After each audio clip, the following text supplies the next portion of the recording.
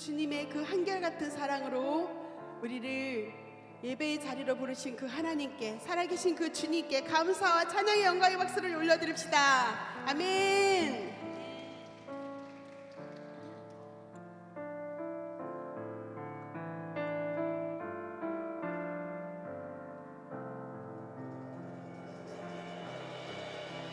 주께 엎드려 경배드립니다. 주 계신 곳엔 기쁨 가득. 무엇과도 누구와도 바꿀 수 없네. 예배드림이 기쁨 우리 함께 이 고백을 주님 앞에 올려드립시다. 주께 엎드려 경배드립니다. 주 계신 곳엔 기쁨 가득. 무엇과도 누구와도 바꿀 수 없네. 함께 소리 높여 자유롭게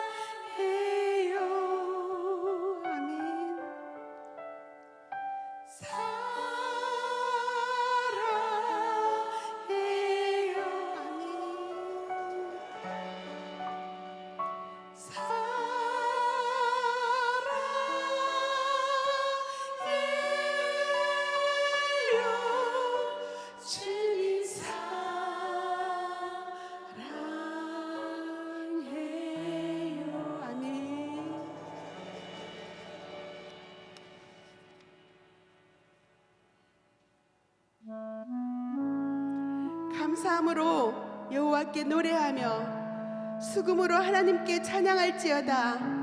그가 구름으로 하늘을 덮으시며 땅을 위하여 비를 준비하시며 산에 풀이 자라게 하시며 들짐승과 우는 까마귀 새끼에게 먹을 것을 주시는도다.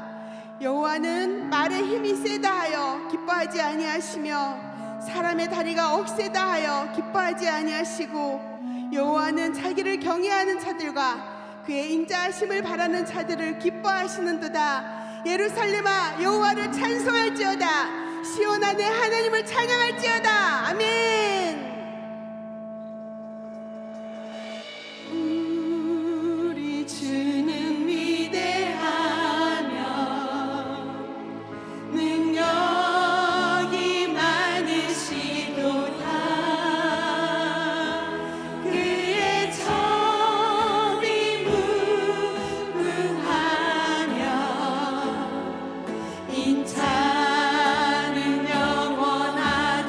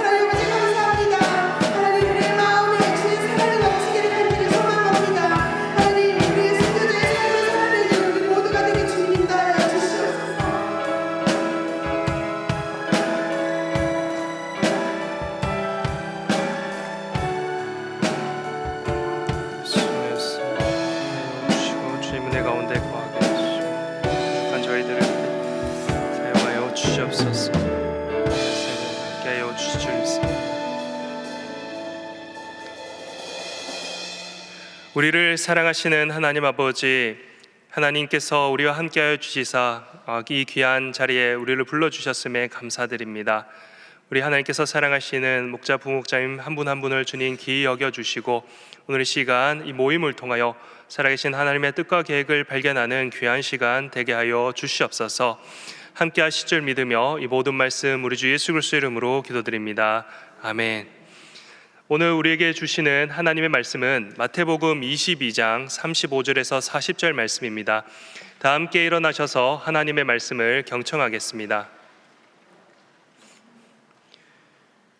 그 중에 한 율법사가 예수를 시험하여 묻되 선생님, 율법 중에서 어느 계명이 크니이까?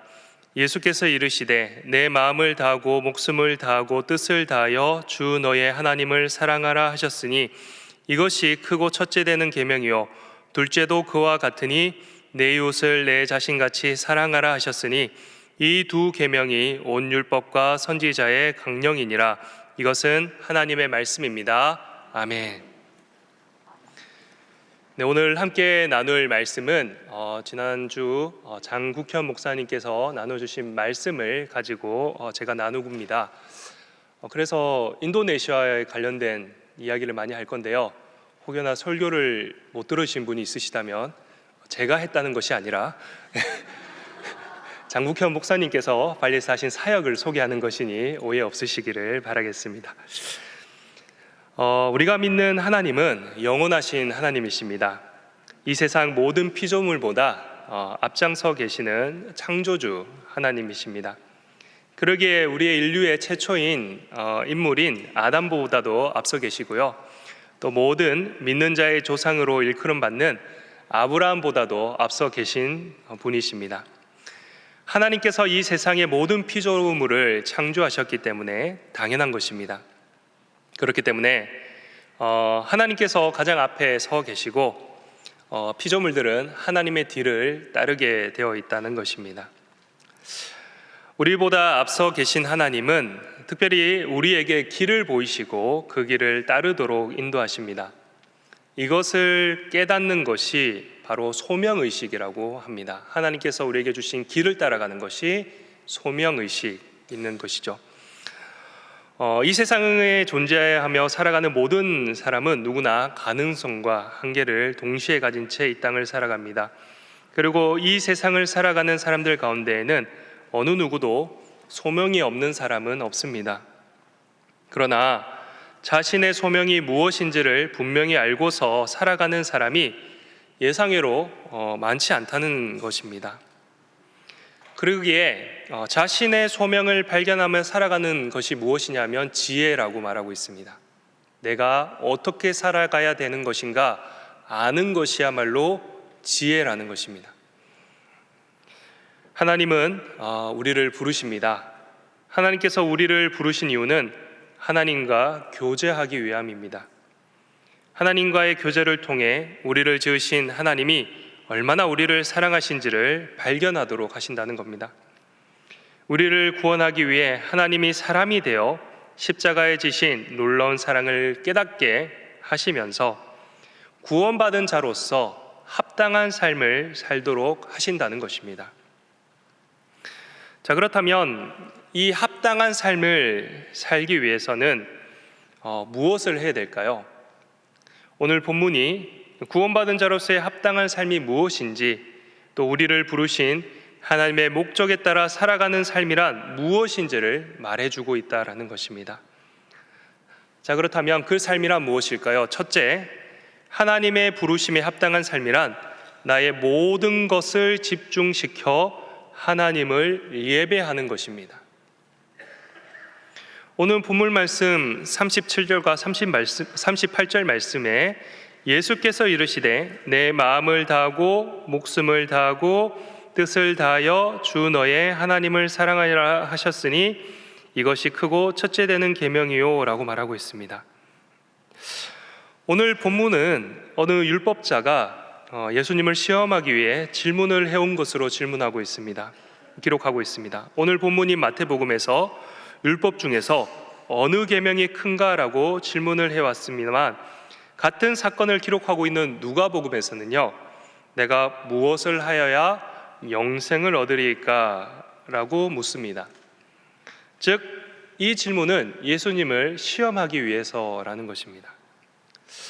여러분, 우리는 예수님의 십자가의 은혜로 모든 죄에서 용서를 받고 그렇게 구원을 받아 영원한 생명, 영생을 소망하며 살아가는 성도들입니다. 여러분, 우리가 영생을 소망한다 라고 할 때 솔직히 어떤 느낌이 드시나요? 사실 영생이라고 하면 크게 와닿지 않는 부분이 있는 것도 사실입니다. 왜냐하면 우리의 인간의 상식과 우리의 인간의 지혜를 초월하는 말이잖아요. 영원한 삶? 지루한 것 같기도 하고 그렇다고 영원히 산다면 내가 지금 현재의 내 모습처럼 살아갈 것인지 아니면 어떤 모습으로 살아갈 것인지, 사실 우리가 영생함을 얻었다라고 말을 하지만 사실 정확하게 무엇인지 우리가 경험하지 않았기 때문에 크게 안 와닿을 수 있다라는 것입니다. 뿐만 아니라 내가 지금 이 모습 이대로 영원히 산다? 물론 젊고 건강한 모습으로 이렇게 영원하게 산다라고 하면 그나마 다행입니다라고 할 수 있습니다. 그런데 내 몸이 만약에 연약하거나 내 몸에 장애가 있거나 문제가 있는 상태로 영원히 산다? 그렇게 생각한다면 이렇게 불편한 몸으로 영원히 산다는데 이게 과연 나한테 쓸모가 있는 것인가? 그렇게 중요하게 생각하지 않을 뿐더러 차라리 그런 몸으로 오래 살 바야 없는 게 낫겠다라는 생각을 할 수도 있는 그런 가벼운 마음이 들 수도 있다라는 것입니다. 우리는 영원히 산다라고 할 때 젊었을 때의 모습, 강건한 육신을 가졌을 때, 특별히 내 인생의 전성기라 할 수 있던 그때 그 모습을 가장 상한선으로 둬서 그 좋은 모습으로 살아가겠거니 라고 생각을 합니다. 그러나 영생에 대해서 우리가 정확하게 정의를 내리지 않았기 때문에 이러한 생각을 하게 된다는 것이죠. 영생이라는 것은 하나님의 신적인 풍성함에 영원히 참여하는 것을 뜻합니다. 그래서 지금 육체적 한계성과 여러 가지 많은 제약에 둘러싸인 우리의 삶에서 누릴 수 없는 영원한 기쁨과 평강으로 충만한 것이고, 지금 우리가 입고 있는 이 육신의 한계성이 주는 지루함, 고통스러움은 결코 있을 수 없는 온 우주적인 영원한 즐거움, 영원한 평강, 영원한 기쁨이 그 영생에 담겨져 있다는 것입니다. 예수 그리스도를 믿어 구원받은 자의 삶을 살아가는 성도들은 마땅히 이 영생에 대해서 소원하는 마음이 있어야 된다는 것입니다. 신앙생활을 한다고 할 때 하나님께서 약속하신 영원한 생명에 대한 소망이 없다면 그 신앙은 결코 바른 신앙, 건강한 신앙이라고 할 수 없습니다. 영생에 대한 소망이 없다면 이 땅을 사는 동안 넘어지고 실패하고 가진 것을 빼앗기고 잊어버리기까지 하고 건강이 악화되고 사랑하는 사람을 잃게 되는 이런 여러 가지 일들 앞에서 삶이 송두리째 뽑혀나가는 것처럼 흔들릴 수밖에 없고 스스로 실족할 수밖에 없기 때문입니다. 이 영생을 소망하지 않는다면, 이 땅에 눈에 보이는 것이 전부라고 생각한다면 우리가 가진 신앙은 마치 모래 위에 집을 지은 것 같이 흔들리고 무너지고 사라질 가능성이 높다는 것입니다. 자, 그렇다면 이런 영생을 어떻게 해야 얻을 수 있을까요?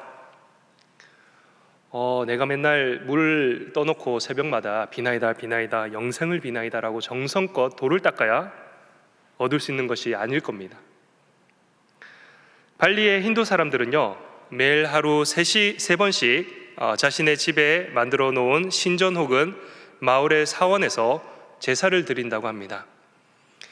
그냥 제사를 드리지 않고 짜낭사리를 봉헌합니다. 이제 짜낭사리라는 것은 신들의 식사밥을 뜻하는 것인데, 여기에는 흰색, 빨간색, 노란색, 녹색의 화려한 꽃과 과일, 그리고 가정마다 조금씩은 다르지만 어떤 경우에는 간단한 간식 또는 조리된 음식이 포함되어 있다고 합니다. 이러한 제사를 봉헌을 올리는데 비용이 보통 소득의 30%라고 합니다. 야, 이 30%나 신이 받아 먹어가면 어떻게 살라고. 심지어 굉장히 큰 제사나 보름달, 그리고 뭐 악의 날, 뭐 1년에 이제 몇 차례 있는, 한 차례 있는 마을의 창례일이 있을 경우에는 어떤 사람은 많게는 자신의 수입의 50%나 되는 제사 비용을 헌신한다고 합니다. 특별히 발리 한인교회의 간사로 섬기고 있는 카리나 자매의 집은 지금도 매일마다 25번의 제사밥을 준비하고 집과 마을의 사원에서 제사를 드릴 정도라고 합니다. 자, 이 사람들이 이렇게 자신의 수익의 그런 많은 부분을 차지하면서까지 정성을 들이는데, 그렇다면 왜 이 사람들이 이렇게 정성을 들일까 알아봤더니요, 정성을 들인 만큼 다음 생에 태어날 때에 부자나 권력가의 집안 자손에서 다시 태어난다는 환생관념을 강하게 믿기 때문이라고 합니다. 그러니까 우리가 기독교인이 영생을 믿듯이 이 사람들은 다음 생에 환생한다고 믿는데, 지금 살아가는 이 시대에 살아갈 때 내가 잘 정성을 신에게 잘 드려야 다음 시대에 뭘로 태어난다고요? 안 들으셨습니까? 부자의 자녀나 권력가의 자녀로 태어난다는 거예요. 사람 다 똑같나 봐요. 저도 그런 욕망이 있는데 정말 사람 다 욕망이 비슷한 것 같습니다. 그렇기 때문에 자신의 수익에 그렇게 들여도 아깝지 않은 거예요. 왜냐하면 다음 생에 다 보상받을 수 있다고 생각하는 것이기 때문에. 그런데 성경은 우리에게 분명히 말하고 있습니다. 우리 주 예수 그리스도를 믿음으로 말미암아 영원한 생명에 참여한다라고 우리를 사실을 이렇게 말해주고 있다는 것입니다. 예수님 당시 이스라엘 사람들도 영생을 얻고자 했습니다. 그러나 이들은 율법을 열심히 준수해야만이 내가 율법을 잘 지켜낼 때 그때 비로소 영생을 얻을 수 있다는 잘못된 이해를 가지고 있었다는 것입니다. 마치 내가 가진 재산의 몇 퍼센트를 신에게 잘 봉양해야 내가 다음 생에 좋은 사람으로 환생한다라고 생각하듯, 당시 유대인들 역시도 율법을 잘 지켜야 내가 영생을 얻는다라고 말하는 것입니다. 그래서 율법의 전문가라고 할 수 있는 율법사가 예수님이 율법에 대해서 얼마나 잘 알고 있는지 그것을 시험하기 위해서 예수님께 뭐라고 질문하냐면, 내가 무엇을 해야 영생을 얻을 수 있겠습니까? 율법 중에 어느 계명이 제일 큽니까? 라고 질문했던 것입니다. 예수님은 이 질문에 대해서 이렇게 대답하십니다. 37절 말씀에 예수께서 이르시되 내 마음을 다하고 목숨을 다하고 뜻을 다하여 주 너의 하나님을 사랑하라 하셨으니. 아멘. 율법의 요약입니다. 마음을 다하고 목숨을 다하고 뜻을 다하여 주 너의 하나님을 사랑하는 것이 율법의 핵심이요 율법의 요약이라는 것입니다. 즉 하나님을 가장 사랑하는 것이 율법의 핵심이라는 것입니다. 그렇다면 율법의 요약이요 핵심이라고 할 수 있는 하나님을 사랑하는 것이란 무엇일까라는 겁니다. 여러분, 신앙생활을 한다는 것은 하나님께서 기뻐하시는 일을 힘써 행하며 하나님께서 미워하시는 것을 힘써 하지 않기로 결단하고 그렇게 실천하며 살아가는 것을 신앙생활이라고 합니다. 즉 하나님이 좋아하는 것을 내가 기뻐 힘써 행하고 하나님이 싫어하시는 것을 내가 멀리하는 것, 이것이 신앙생활인데 그 기준이 바로 하나님이죠. 신앙생활의 기준은 하나님이십니다. 우리를 지으신 하나님을 우리의 삶의 기준으로 삼고 하나님이 목적하신 바에 대해 행해서 살아가는 것보다 하나님을 기쁘게 하는 일은 없을 것입니다. 그렇잖아요. 여러분도 아마 자녀들을 기르실 것인데 자녀들이 내 뜻에 따라서 행하는 것을 보면 기쁘십니까? 안 기쁘십니까? 기쁘죠. 공부 열심히 하라고 하는 이유가 있지 않습니까? 근데 자녀가 맨날 내 뜻을 따르지 않고 공부를 열심히 안 한다 그러면 마음이 어때요? 힘들죠. 저 자녀를 미래를 위해서 내가 이렇게 공부하라고 한 건데 내 뜻을 모른 채 자녀가 자기 뜻을 따라가면 내 마음이 아프죠. 그런데 내 뜻을 잘 따라오면 어떻게 됩니까? 그만큼 사랑스러운 자녀가 없습니다. 하나님도 마찬가지시죠. 우리를 지으신 하나님을 우리의 삶의 기준으로 삼고 하나님 목적하신 바를 행하며 살아가는 것이 하나님이 가장 기뻐하시는 일이라는 겁니다. 이사야서 43장 21절에는 우리를 지으신 목적에 대해서 이렇게 말씀하고 계십니다. 이 백성은 내가 나를 위하여 지었나니 나를 찬송하게 하려 함이니라.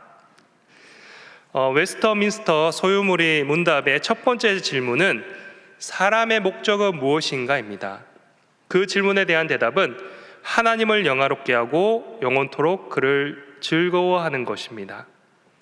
하나님을 영화롭게 하고 그를 즐거워하는 것, 이것을 한 단어로 표현하면 예배입니다.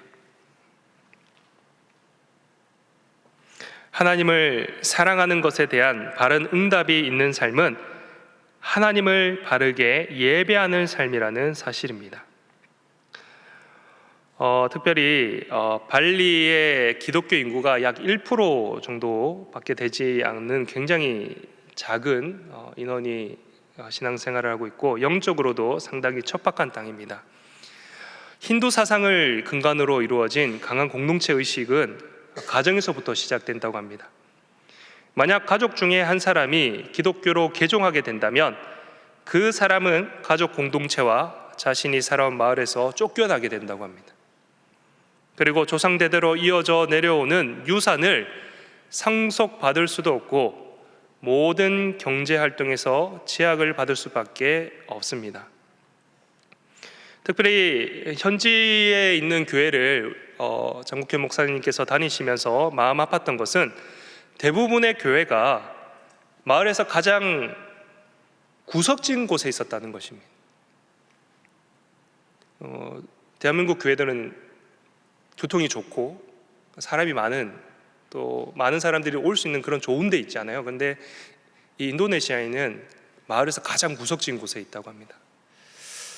그래서 겨우 포장된 길을 마을을 따라가다가 교회로 가려고 하면 비포장 도로로 된 겨우 차 한 대 정도 지나갈 만한 그런 곳을 가다가 보면 덩그러니 건물이 하나가 있는데 그 건물은 마치 창고와 같이 지어진 것처럼 허름하다는 것입니다. 또 어떤 교회는요, 마을에서 교회를 아마 인도네시아어로 그레자라고 하는 것 같은데 라는 말을 쓰지 말고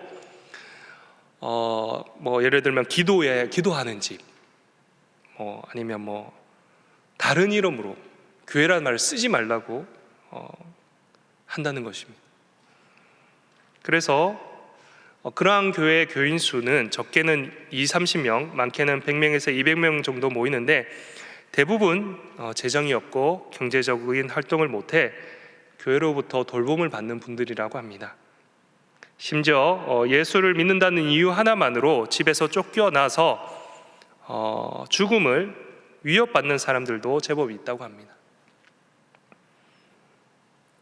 발리 현지인들이 교회 공동체에 모여서 예수 그리스도를 믿음으로 고백하며 예배를 드리는 일은 사실상 자신의 목숨을 내어놓고서 가능한 일입니다.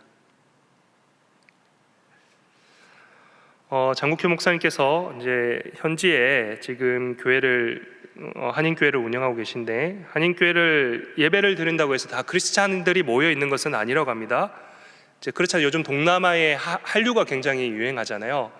그래서 한국 드라마를 보다가 또 K-팝 음악을 듣다가 감동이 되어서 근처에 이제 한국어를 들을 수 있는 곳을 찾다 보니 이제 한인교회에 오신 분들이 있다고 합니다. 그래서 이분들의 이제 연결이 돼서 교회로 왔을 때 함께 예배를 드리는데 이제 얼마 전부터 이제 한국어로 잘 모르는 인도네시아 분들을 위해서 이제 인도네시아어를 번역해서 이렇게 설교문을 제공하고 있다고 합니다. 이제 놀라운 일은 현지의 힌두 자매가 정규 목사님께 목사님, 저는 요즘 너무 혼란스러워요. 왜냐하면 그동안 제가 믿어왔던 그 힌두교 사상과 이렇게 목사님과 함께 이렇게 예배를 드릴 때 제가 믿는 것이 정말 맞는지 제가 혼란스럽다는 것입니다. 왜 이런 감정을 느끼나 하니 예배를 드릴 때마다 마음에서 이렇게 눈물이 나고 이제 목사님을 통해서 그 힌두교에서 받지 못하는 위로를 설교를 통해서 느끼게 된다라는 것입니다. 그렇기 때문에 이 장국 목사님께서 이 현지 사역을 하시면서 현지인들을 위해서 사역할 때 특별히 세례받지 않은 한인 성도들과 현지인들을 세례를 받을 수 있도록 기도 부탁을 하셨습니다. 여러분 꼭 기도해 주시길 바라겠습니다. 여러분, 하나님을 올바로 섬긴다는 것, 하나님을 올바로 섬기는 것, 특별히 복음이 없는 그 땅에 복음이 전해지는 변화의 시작은 바로 예배라고 목사님이 이러한 경험을 통해서 강력하게 말하고 있는 것입니다. 발리의 크리스천들이 예배를 드리는 것은 사실 목숨을 걸어야 가능합니다. 그렇기 때문에 사실 그 목숨 걸고 드리는 예배 가운데 하나님의 임재, 그 은혜에 가득한 그 하나님의 임재를 느끼고 또 뜨겁게 예배를 드릴 수 있다라고 말하고 있습니다. 이곳에 계신 우리 사랑하는 동안교회 성도 그리고 목장, 부목장 분들, 우리 주님은 내 마음을 다하고 목숨을 다하고 뜻을 다하여 주 너의 하나님을 사랑하라고 말씀하셨습니다. 하나님을 사랑하는 것은 우리를 지으신 하나님의 목적하신 바대로 우리의 모든 것을 집중하여 하나님을 예배하는 그런 성도가 되는 것입니다. 목숨을 다하고 뜻을 다하고 힘을 다하여 하나님을 사랑하는 예배자 되시기를 간절히 소망합니다. 두 번째로 하나님의 부르심에 합당한 삶이란 나의 이웃을 나 자신과 같이 사랑하는 것입니다. 오늘 본문 39절과 40절에 둘째도 그와 같으니 내 이웃을 내 자신같이 사랑하라 하셨으니 이 두 계명이 온 율법과 선지자의 강령이니라 라고 말하고 있습니다. 우리 주님께서는 내 마음을 다하고 목숨을 다하고 뜻을 다하여 주 너의 하나님을 사랑하라 말씀하시면서도 이것이 크고 첫째 되는 계명이라고 말씀하셨습니다. 자, 여기서 첫째 되는 계명이라 할 때 첫째라는 말은요, 시간적 순서에 있어서 가장 처음이라는 뜻을 가지고 있지만 오늘 본문에서는 중요성에 있어서 가장 우선순위에 있다라는 뜻을 가지고 있습니다. 제일 중요하다는 거예요. 그러니까 우리가 우리의 모든 것을 다해 하나님께 집중할 때 우리의 삶의 모든 우선순위, 우리가 정말 중요하게 생각하는 가치의 우선순위에서 하나님이 가장 중요한 자리에 있다라는 뜻을 가지고 있다는 것입니다. 첫째 되는 계명이 하나님이 우리의 삶에 가장 첫째 되어야 된다, 가장 중요해야 된다라는 것입니다. 그리고 이어서 39절에 둘째도 그와 같으니 라고 말씀하십니다. 첫째 계명은 하나님을 사랑하는 것이라면 둘째 계명은 이웃에 대한 사랑을 말하는 것입니다. 그런데 둘째라고 해서 첫째, 둘째 나눌 때 우리가 가장 중요한 걸 첫째라고 보통 생각을 하잖아요. 그런데 이 본문에서 둘째라고 해서 첫째보다 그 의미가 약화되거나 중요하지 않는 것이 아니라는 겁니다. 오히려 포괄적이라는 것입니다. 하나님의 모든 것의 원인이시고 기초이시기 때문에, 그러므로 하나님을 사랑하는 것과 이웃을 사랑하는 것은요, 불가분 관계라는 거예요. 불가분 관계 뭔지 아시죠? 저는 몰라서 찾아봤어요. 이게 불가분, 뗄래야 뗄 수 없는 관계라는 거예요. 하나님을 사랑하는 것과 이웃을 사랑하는 것은 뗄 수 없는 관계라는 것입니다. 그러니까 첫째, 둘째라고 이렇게 구분 지을 수 없는 거예요. 요한일서 4장 20절과 21절에서도 말씀하신 것처럼 이웃을 사랑하지 않고서는 하나님을 사랑한다고 말할 수 없기 때문입니다. 하나님을 사랑하면 이웃을 사랑하게 되어 있다는 것이죠. 자, 우리를 부르신 하나님께서 하나님을 사랑하고 하나님께 받은 사랑을 이웃 사랑하는 것으로 섬기며 살 것을 말씀하고 계십니다. 자, 그렇다면 사랑이라는 것은 무엇일까요? 담임 목사님께서 수많은 결혼 커플을 결혼 예식을 섬기셨는데 목사님께서 빠지지 않고 하시는 말씀에 내용 중에 사랑이라는 뜻을 가진 러브와 라이크의 차이에 대해서 설명하신다는 것입니다. 자, 러브와 라이크라는 것은 같은 뜻을 가지고 있는데 전혀 다른 기준을 가지고 있다는 거예요. 라이크는 철저하게 내 중심적인 겁니다. 내가 만족해야 되고 내가 좋아야 되고 내가 유익해서 더 우선시 되는 것이 라이크라면, 그렇다면 러브는 상대방에 만족하고 상대방이 좋아하고 상대방이 나라는 사람으로 인해서 유익되게 하는 것이 러브라는 것입니다. 즉 초점이 내가 아닌 상대방에게 가 있다는 거예요. 여러분, 사랑한다는 것은 사랑의 기준이 나에게 있지 않고 철저하게 상대방에 있는 것입니다. 상대방의 필요를 채워주는 것이 사랑의 시작입니다. 그것이 나에게 때로는 손해가 될 수 있다 할지라도, 때로는 내가 고통스럽다 할 수 있다고 할지라도 상대방이 필요한 것이면 그것을 감내하고 행하는 것이 바로 사랑이라는 것입니다. 발리 한인교회에는 비전센터가 있습니다. 이 비전센터에는 한국 학교, 한국어 학당, 그리고 가나다라 유치원이 있습니다. 이 비전센터에는 직원 수까지 더하면 매주 150명에서 20명 가까운 현지인들이 비전센터를 찾고 여기에서 교육을 받고 있습니다. 특별히 가나다라 유치원의 경우 14명의 교사들이 있고 85명의 원생들이 있는데요, 대부분 발리사에서 중산층 이상의 자녀들로 이루어져 있습니다. 유치원 교사들이 매일 아침 업무를 시작하기 전에 기도로 시작한다고 합니다. 그리고 아이들에게 예수님의 이름으로 드리는 기도를 가리키고 있습니다. 교실 곳곳에 영어 성경 구절을 부착해서 눈에 보이게 하고 소리내어 읽게 하면서 복음이 어린아이들에게 자연스럽게 흘러가고 이 아이들이 나중에 발리 사회의 중요한 역할을 감당하는 사람으로 성장했을 때 기독교 가치관으로 살아갈 수 있도록 돕고 있다고 합니다. 특별히 발리는 빈부격차가 심한 가운데 한 곳입니다. 대학을 졸업하고 풀타임 직원으로 일하면서 받게 되는 월급이 약 280만 루피라고 하는데요, 이게 우리나라 돈으로 환산하면 한 25만 원 정도 된다고 합니다. 사실 발리는 이보다 더 적은 월급으로 생계를 이어가는 사람이 많다고 합니다. 지난해 12월에 우리 동안교에서 사랑의 쌀 헌금 한 850만 원을 발리에 보내주었고요, 이것으로 인해서 많은 사람들에게 쌀을 나눠주는 그런 일을 행했습니다.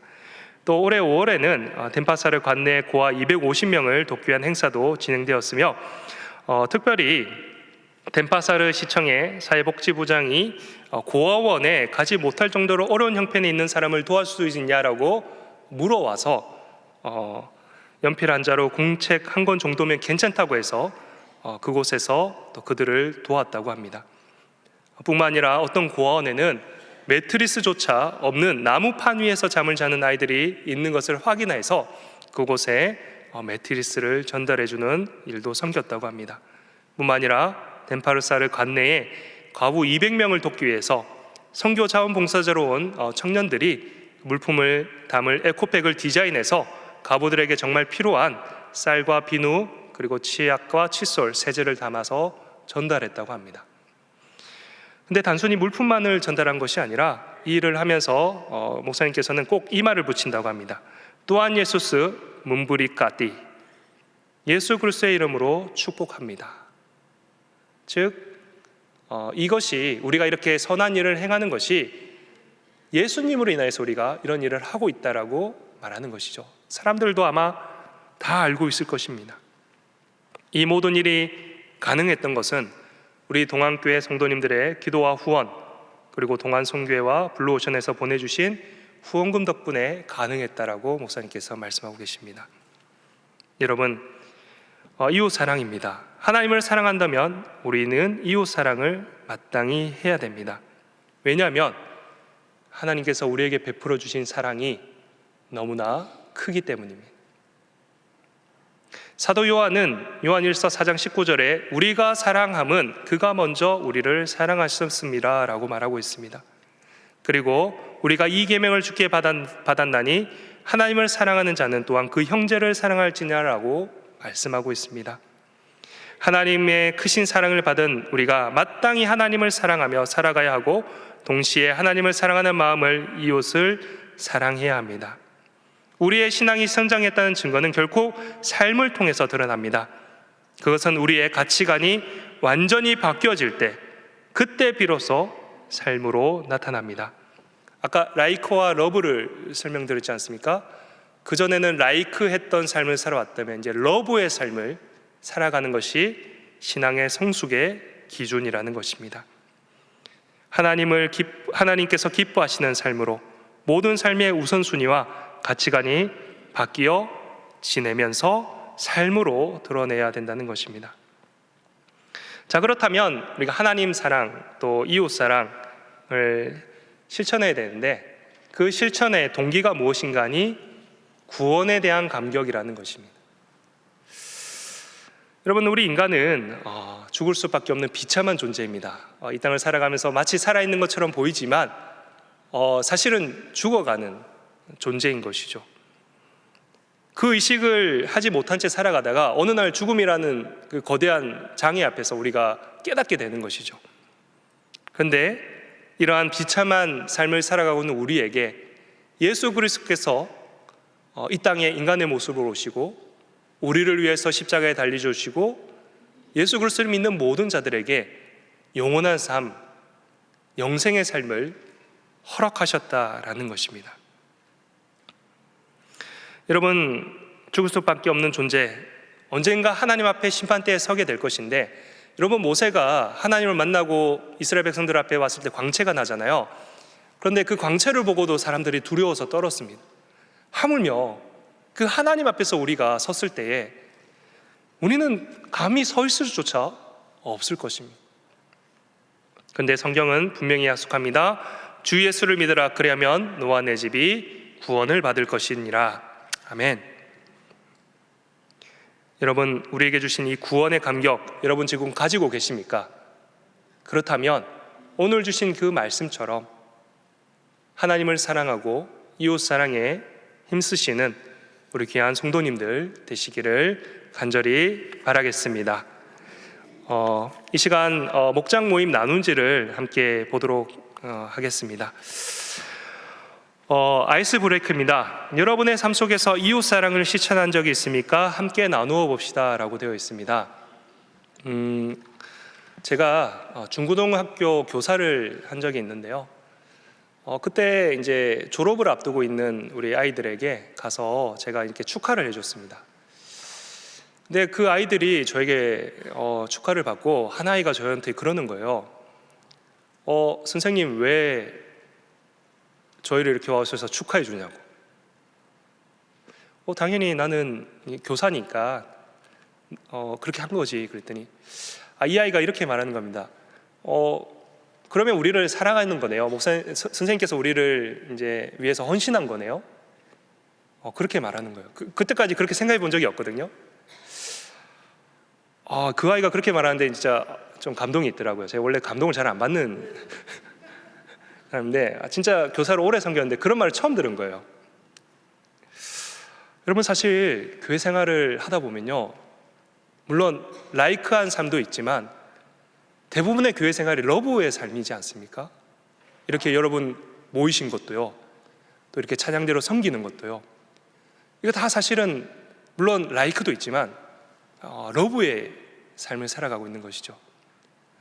여러분도 아마 그런 경험들이 있을 것입니다. 여러분 한 번씩 나눠보시기를 바라겠습니다. 특별히 말씀은 제가 다 나눠드릴 거예요. 한 장을 넘겨보시면 말씀의 적용의 부분에서 한번 나눠보겠습니다.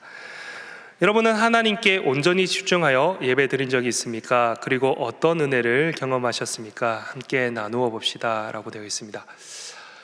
참 인간이 간사한 게 그러면 안 되는데 참 익숙해지는 게 두려운 것 같아요. 그런데 언제 진짜 하나님께 집중하냐면 삶의 문제가 발생했을 때 꼭 이렇게 집중하게 되지 않습니까? 저만 이상한가요? 참 그런 것 같아요. 인간이 참 간사한 게 평온할 때는 집중을 안 하다가 내 삶에 문제가 왔을 때 꼭 하나님께 막 집중을 해요. 그 집중이 어디냐면 예배죠. 그럼 그 예배를 드릴 때 찬양을 통해서라든지 기도를 통해서라든지 아니면 말씀을 통해서 하나님께서 함께 하심과 또 내 삶의 문제의 해결 방향, 또 나아갈 방향을 제시하는 것을 느낍니다. 참 신기한데 사람들이 시험 들면 제일 먼저 안 하는 게 뭔지 아세요? 예배 안 나옵니다. 신앙생활 하다가 시험 들면요 제일 먼저 안 하는 게 예배 안 드려요. 참 그 신기한 것 같아요. 근데 은혜 충만한 사람들은 어디에 집중합니까? 예배에 집중합니다. 은혜 더 받으려고, 은혜 더 누리려고 그 예배의 자리를 참 소중히 여기고 귀하게 여기는 거예요. 이런 분들은 이제 경험이 있으신 거죠.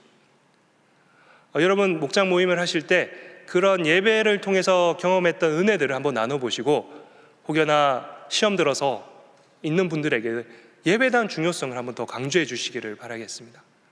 그럴 때일수록 예배 드려야지, 힘들수록 하나님 앞에 은혜를 간구해야지, 그럴 때일수록 말씀에 집중해야지. 여러분 목장 식구들과 함께 예배의 중요성을 나눠주시기 바라겠습니다. 두 번째로, 여러분은 나의 유익이 아닌 다른 사람의 유익을 위해 희생한 적이 있습니까? 그리고 이웃 사랑을 위해 복음을 정한 경험이 있다며 함께 나누어 봅시다. 지난주에 우리 어떤 행사가 있었죠? 해묵나눔축제 우리 했는데요. 참 감사하게도 많은 새가족분들이 함께 하셨습니다. 근데 저는 그 새가족분들도 참 중요했지만 그분들을 모셔오기 위해서 얼마나 많은 분들이 헌신하고 수고했을까를 생각할 때 참 마음에 감동이 있었습니다. 물론 새가족이 오신 것도 참 귀한 일이지만 그 많은 기간 동안 그분을 위해서 헌신하고 수고하시고 러브하신 거죠. 그분들에게 맞춰드리고 그렇게 해서 그분들이 이렇게 교회에 나오신 것이죠. 이게 그날 그 강사분들도 그렇게 말씀하지 않았습니까? 이곳에 모인 것이 결코 우연이 아니다. 하나님의 은혜다. 근데 그 우연이 아님을 만들기 위해서 많은 분들이 헌신했다는 사실에 대해서 참 동안교회가 참 귀한 분들이 많이 계시구나라는 것을 느꼈습니다. 여러분도 여러분들의 이웃을 위해서, 지금 섬기시는 우리 목장 식구들을 위해서 한번 이렇게 나누어 보시길 바랍니다. 자, 세 번째입니다. 여러분은 구원에 대한 감격이 있으십니까? 하나님 사랑, 이웃 사랑의 실천을 어떻게 할지 구체적으로 함께 나누어 봅시다. 가령 예를 들면 우리가 예배에 집중하겠다, 몇 부 예배를 꼭 빠지지 않고 드리겠다, 1년에 내가 한번 집중해서 우리 예배를 한번 드려보겠다, 아니면 이웃 사랑을 위해서 내가 이분을 위해서 기도하겠다, 물질로 헌신하겠다, 아니면 이분을 잘 섬겨보겠다 라는 구체적인 내용을 우리 목장 식구들과 또 여러분이 가지고 계신 경험을 함께 나누어 보시기를 바라겠습니다. 네, 함께 나누었는데요. 이 시간 우리 한기성 목사님 나오셔서 이어서 광고해 주시겠습니다.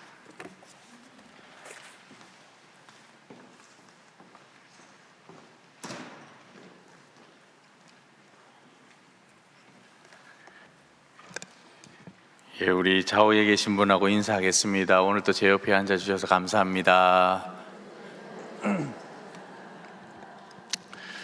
오늘은 이렇게 인사를 한 번 더 해야겠죠. 사랑합니다. 사랑합니다. 네, 오늘 또 이렇게 목장 지도자 모임에 함께 하셔서 너무 감사합니다. 10월의 말씀 우리 먼저 선포 한번 할까요?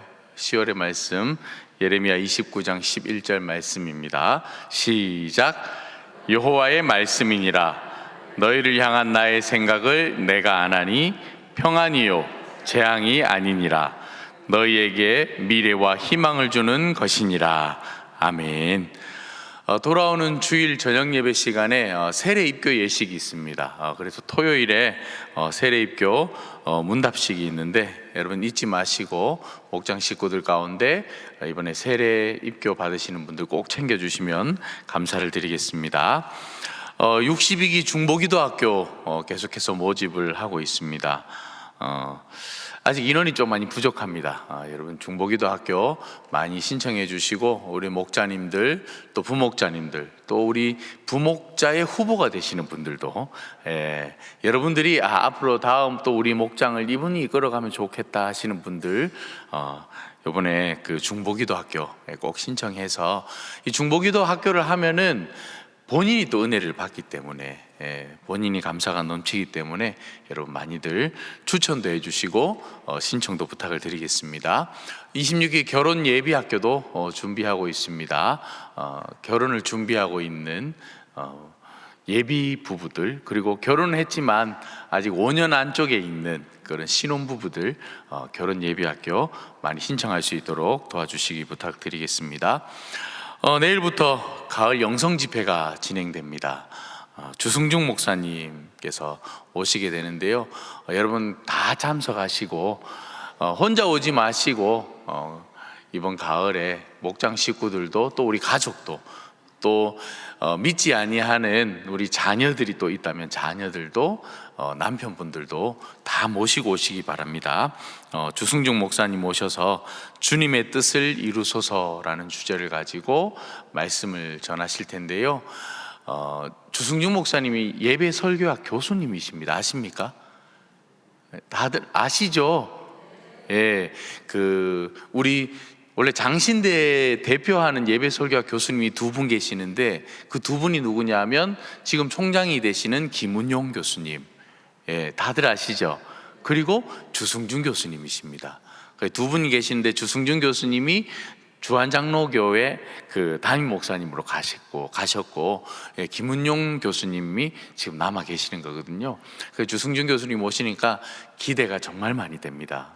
여러분 기대하시고 기도하시면서 또 목장 식구들 또 우리 가족들 많이들 모시고 오셔서 말씀 집회 은혜의 시간을 함께 누리면 좋을 것 같습니다.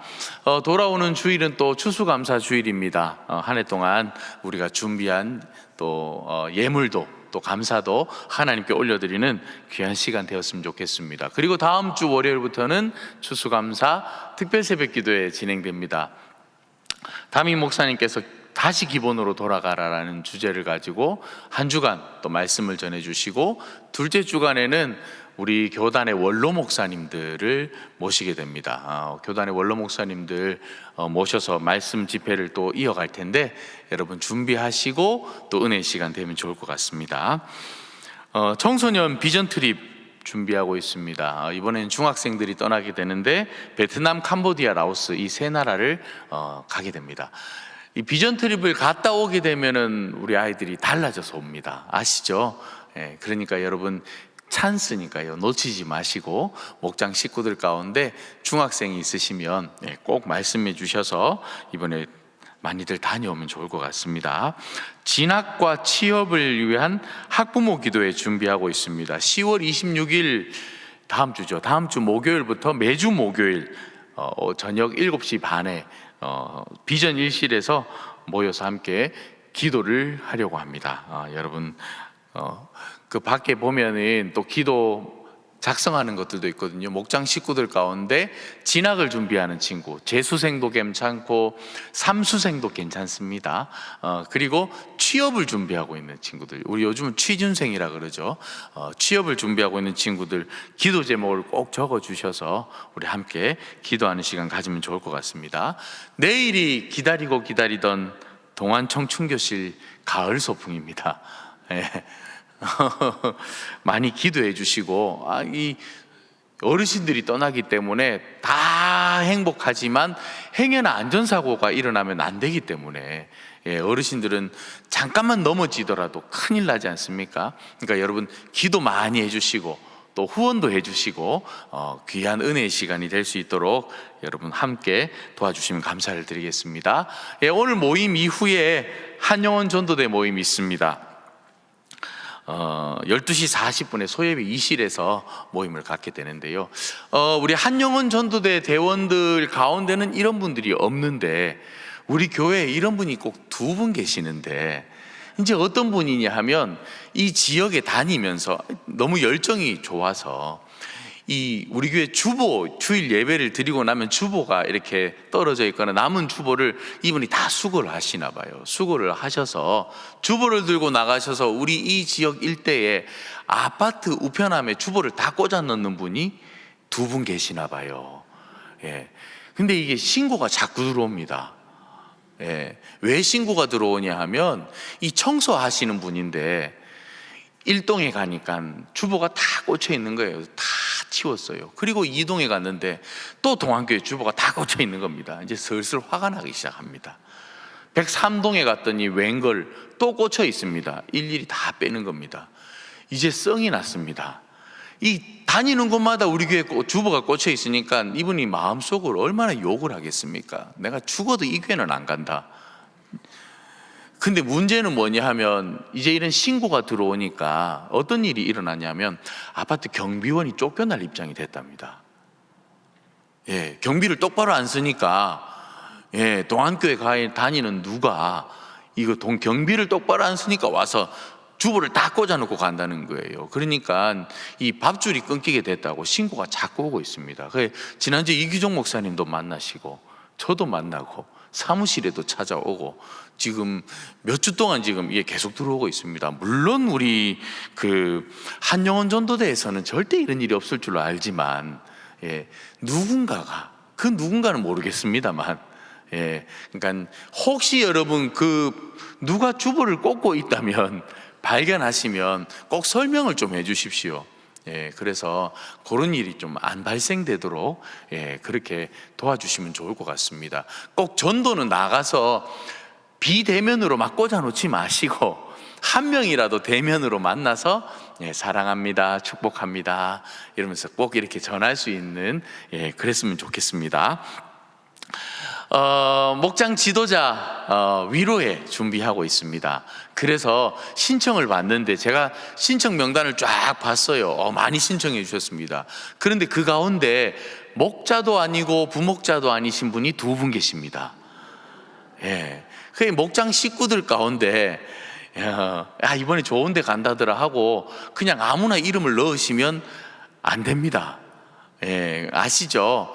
이제 예외가 있습니다. 예외가 누구냐 하면 우리 목장 모임에 늘 오시는 누구겠습니까?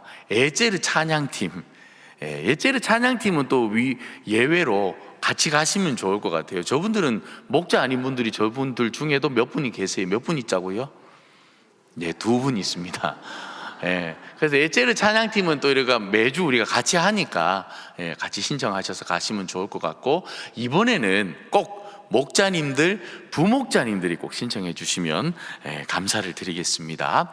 예, 어제 우리 교회 전도사님 가운데 2분이 목사 안수를 받으셨습니다. 우리 차명 이제 목사님이요, 차명 목사님, 김영진 목사님 2분이 안수를 받았는데 여러분 많이들 축하해 주시면 감사를 드리겠습니다. 나머지 소식은 우리 마을별로 진행하도록 하겠습니다. 수고하셨습니다.